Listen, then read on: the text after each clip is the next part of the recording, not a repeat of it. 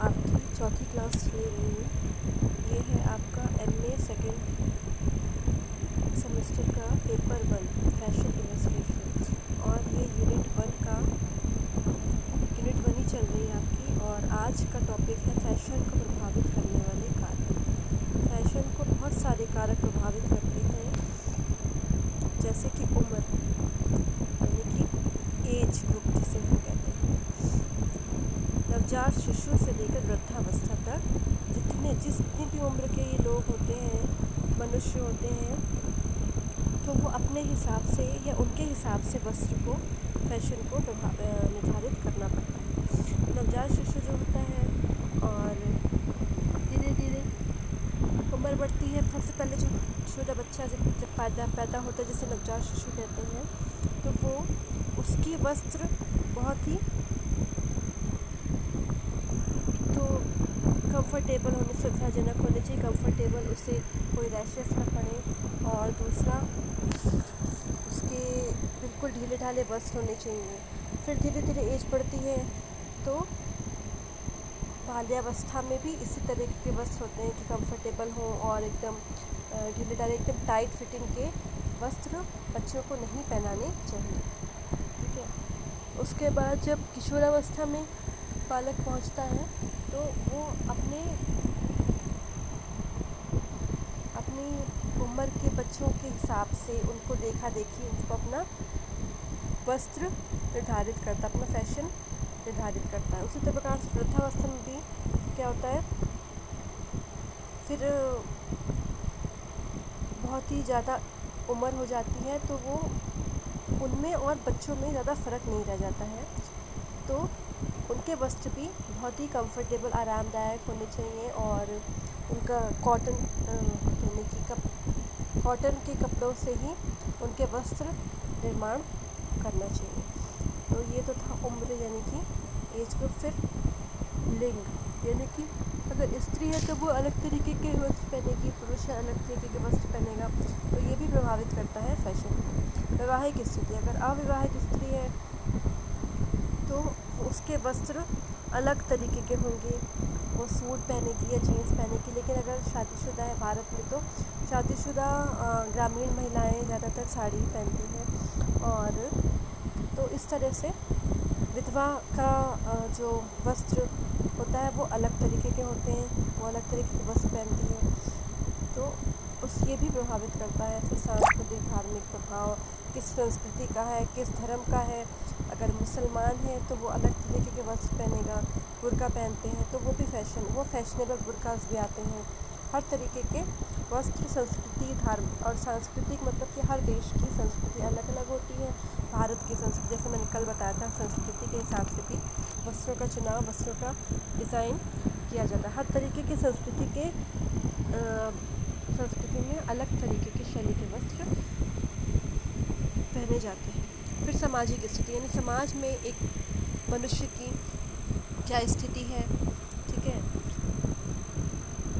वो उच्च वर्ग का है, या उसका सोशल स्टेटस अच्छा है, बहुत ही ज़्यादा है, या मध्यम है, या बिल्कुल लो लेवल का है, तो उस हिसाब से भी उसकी वस्त्र निर्धारित होते हैं। फिर आर्थिक स्थिति, अमीर है, गरीब है, तो ये भी प्रभावित करता है फैशन को। अगर अमीर व्यक्ति है तो वो बहुत ही फैशनेबल, बहुत ही ज़्यादा खर्चा कर सकता है वस्त्रों पर, और अगर गरीब है तो वो उतना ज़्यादा खर्च नहीं कर पाता है, तो वो अपने हिसाब से, अपनी आय के हिसाब से वस्त्रों को निर्धारित चुनाव करता है। शारीरिक स्थिति, अगर कोई व्यक्ति बहुत पतला दुबला है तो वो उसके वस्त्र अलग तरीके से डिज़ाइन होंगे। अगर कोई व्यक्ति मोटा है तो उसको किस तरह के प्लस साइज़ के वस्त्र चाहिए होते हैं।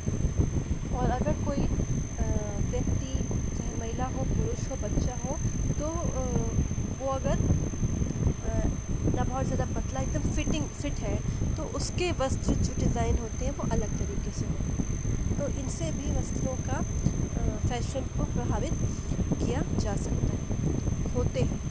कार्य क्षेत्र, तो हर कार्य क्षेत्र का में फैशन अलग तरीके का होता है। जैसे कि अगर कोई पुलिस है, जैसे कि आपने देखा होगा पुलिस की जो यूनिफॉर्म है वो भी एक तरह का फैशन ही होता है।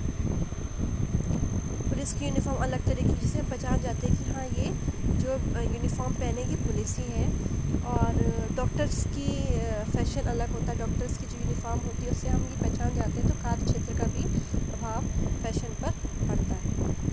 अगर कोई पायलट है, उसका ड्रेस अलग होगा, उसका फ़ैशन अलग होगा। तो फ़ैशन क्या होता है? जो हम वस्त्र एक्सेप्ट करते हैं, जो भी हम वस्त्रों की शैली, गारमेंट की शैली को हम स्वीकार करते हैं, वही हमारा फ़ैशन कहलाता है। तो जितने भी आपने रिक्शा चालक हो गए, उनका अलग होता है।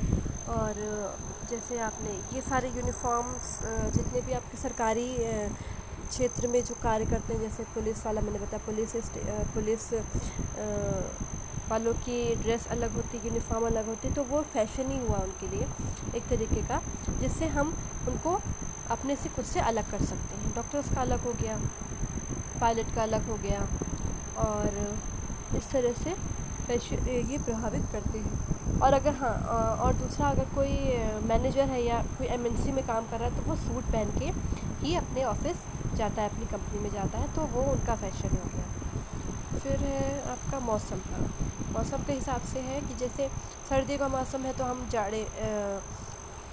ऊनी वस्त्र पहनना पसंद क्या करते हैं? वो हमारी एक आवश्यकता, नीड बन जाती है कि अगर जाड़े का मौसम तो हम गर्म वाले वस्त्र गर्मियों में जो पहनते हैं वो वस्त्र तो नहीं पहनेंगे ना, क्योंकि उनसे तो हमें सर्दी लगेगा।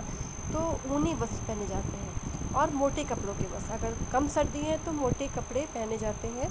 तो ये भी एक तरह का प्रभावित करने वाला कारक हो गया। सबसे इम्पोर्टेंट, गर्मी है तो हम हल्के वस्त्र पहनते हैं, जिससे कि हमारा जो कॉटन के वस्त्र जिसे कहते हैं, उस तरह के कपड़े पहनते हैं। और अगर बरसात है तो हम वैसे वस्त्र पहनेंगे जिससे कि हमारा जो कपड़े हैं कम भीगे और हमारे शरीर को उस बरसात से ज़्यादा प्रभाव ना पड़े। फिर है दोस्तों का प्रभाव। ये मेनली किशोरावस्था के, जिसे हम कहते हैं पीयर ग्रुप इन्फ्लुएंस। ये किशोरावस्था में जब बालक होता है, जो ना वयस्क होता है और ना बालक होता है, बीच की जो अवस्था होती है किशोरावस्था, इसमें मुख्यतः ये दोस्तों का प्रभाव पड़ता है फैशन के चुनने में, वस्त्रों को चुनने में। ठीक है, अब ये तो हो गए फैशन को प्रभावित करने वाला। अगर आपको वीडियो अच्छा लगता है तो प्लीज़ इसको लाइक करो और शेयर करो अपने और दोस्तों को भी, क्योंकि ये बहुत ही ज़्यादा ये तो ऐसी नॉलेज है कि सबको पता होना ही चाहिए।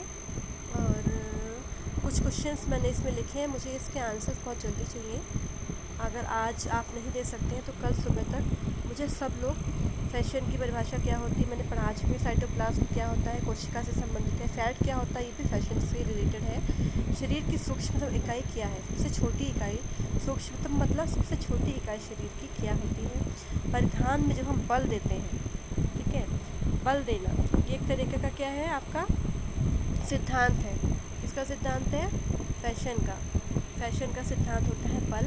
और जब हम बल देना जिसे कहते हैं परिधान में, तो वो क्या होता है, उससे क्या हम समझते हैं कि बल देना किसे कहते हैं। ये मैंने 5 क्वेश्चन आपको दिए हैं, और ये मुझे इसके आंसर्स बहुत जल्दी चाहिए। अगर आज दे सकते हैं तो बहुत ही अच्छी बात है, तो कल तो चाहिए इसके मार्क्स हैं आपके। ठीक है, और आज के लिए बस इतना ही। और प्लीज़ वीडियो देख के बताइएगा ज़रूर कि कैसा लगा, कमेंट करके।